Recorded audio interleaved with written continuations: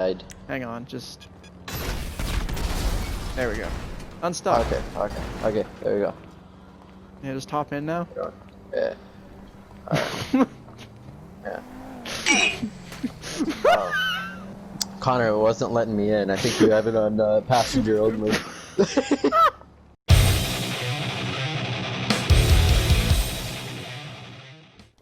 You know, I gotta say, as much as I hate Modern Warfare right now, the new guns that they have been adding with the past couple title updates have been just absolutely superb, minus the ISO, but in my opinion it's a pretty good gun. Anyways, this is about the FiNN LMG, or the Knights Armament Group, or Corporation's Light Automatic Machine.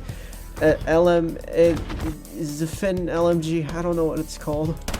But me being fluid and retard aside, this is one of 3 new guns that was added with the Season 5 Reloaded title update. This is similar to the Rytech AMR, where it was added midway through the season instead of being launched with the actual season itself. And this gun surprisingly fills a couple niches pretty well, and is a pretty unique weapon with the attachment selection you get with it. So let's just dive right into that. So, the FiNN LMG is a new LMG that is a 3-shot kill machine, although unlike weapons of previous times with such a slow fire rate, this gun requires torso shots to get 3-shot kills. This gun, while hitting upper torso shots, can 3-shot out to 30 meters, and then if you're hitting upper torso shots, it will be a 4-shot kill range out to infinity, with you having to mix a couple other body group hits? Yeah, that's English. A couple extra hits anywhere else on the body to get that 4-shot kill, but the majority of them have to be to the upper torso. This gun has very, very low recoil, very nice iron sights, and AR mobility, surprisingly. This is what I think they're trying to bridge the gap as an AR LMG hybrid, which I think they were trying to do that with the Holger and the Bruin, but those guns don't really have a place anymore. The Bruin kind of does, but the Holger, there's better guns, and the Bruin pretty much dethroned it as soon as it got introduced.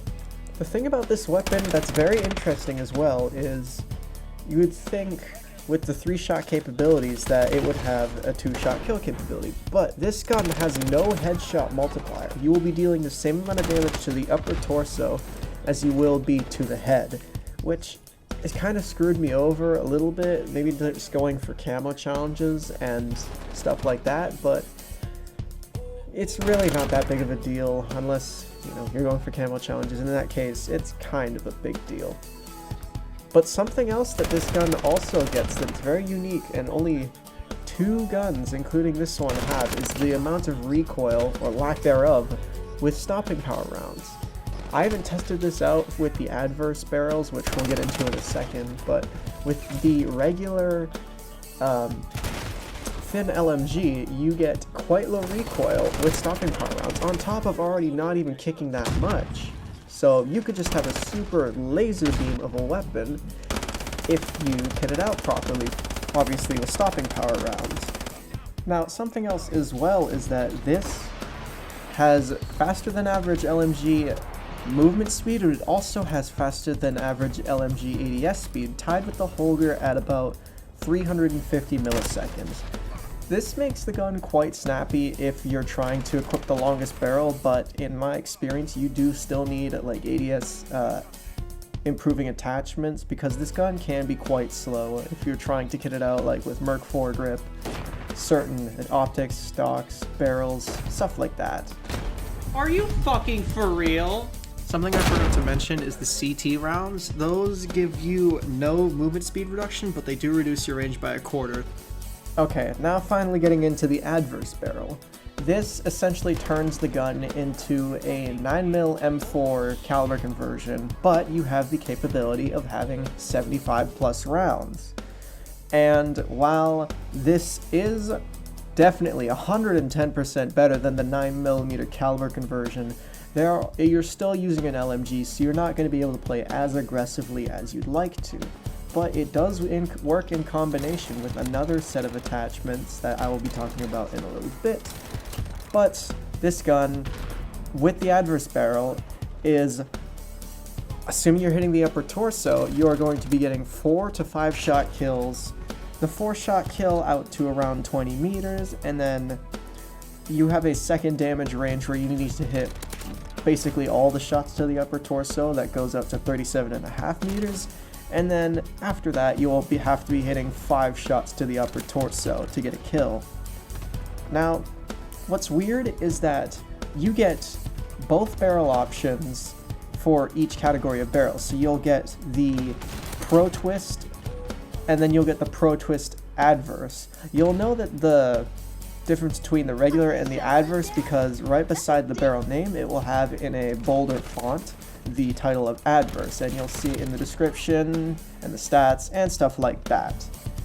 Something else as well is that with the adverse barrels, you actually get more of a range increase, or in some cases decrease with a certain barrel.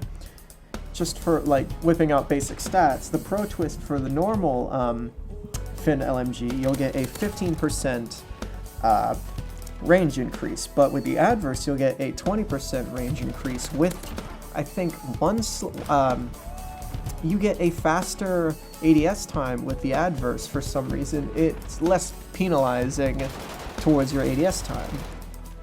So I would recommend always running the adverse just because instead of having to hit 3 upper torso shots, you're a lot more it's being a lot more forgiving with the faster fire rate, and you're actually getting a faster time to kill with the adverse barrels than you are with the standard LMG, which is weird because we don't usually get those with, like, other than the Uzi, you usually always get the caliber conversion is a little bit weaker and fills a certain niche, but it doesn't dominate the other gun significantly. Whereas I feel like in this case, there's no reason not to use the adverse barrel, especially with the chainsaw attachment.